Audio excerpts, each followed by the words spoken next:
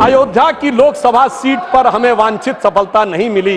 ये अपने आप में राजनीतिक विश्लेषकों के लिए एक फूड फॉर थॉट है। एक वर्ग के लिए all eyes should be on Rafah, चाहे किसी को पता हो रफा है क्या, कहां ये ना पता हो, पर दूसरे के लिए all eyes should not be on Ayodhya.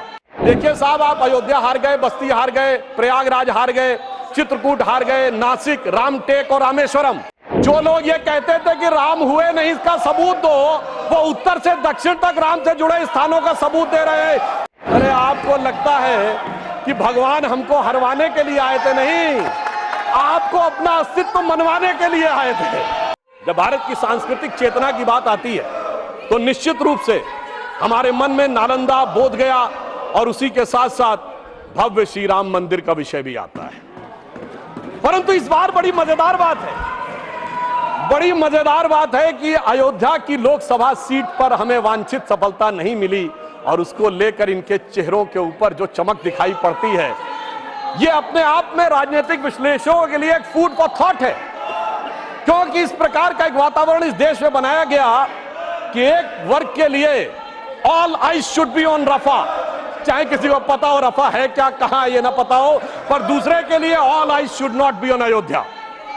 परंतु मैं ये भी बताना चाहता हूं सभापति महोदय, ये लोग समझ नहीं पाए।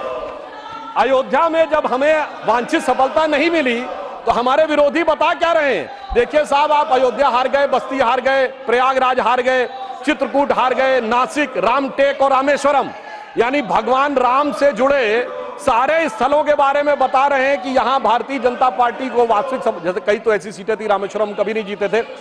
परंतु महोदय मैं कह रहा हूं, ये समझ नहीं पाए प्रभु की लीला क्या है। जो लोग ये कहते थे कि राम हुए नहीं, इसका सबूत दो, वो उत्तर से दक्षिण तक राम से जुड़े स्थानों का सबूत दे रहे हैं कि अयोध्या भी राम से जुड़ी थी, बस्ती भी जुड़ी थी, प्रयागराज भी था, रामटेक भी था, रामेश्वरम भी था।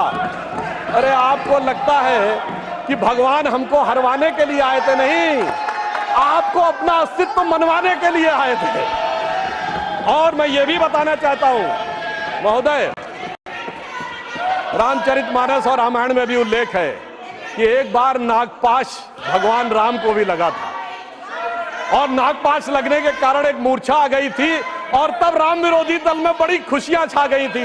मगर वो प्रभु की लीला का हिस्सा था, सिर्फ हनुमान जी को अपनी शक्ति याद दिलाने के लिए। और ऐसा पहली बार नहीं हो रहा है, ऐसा पहली बार नहीं हो रहा है सभापति महोदय।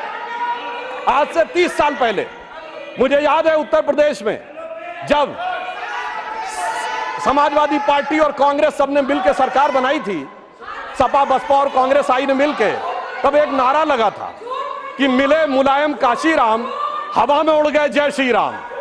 मगर हम तब भी नहीं डिगे थे और जो हवा में उड़ाने की बात कर रहे थे, 3 साल में हमने केंद्र में सरकार बना के दिखा दी थी और उत्तर प्रदेश में भी सरकार बनी थी। अरे अब तो इतना अंतर आया है, तब आप हवा में उड़ाने की बात कर रहे हैं, अब आप एक एक स्थान को बता रहे हैं। आप निश्चित रहिए, जिसे एक हम लोग जो प्रसिद्ध भजन सुनते थे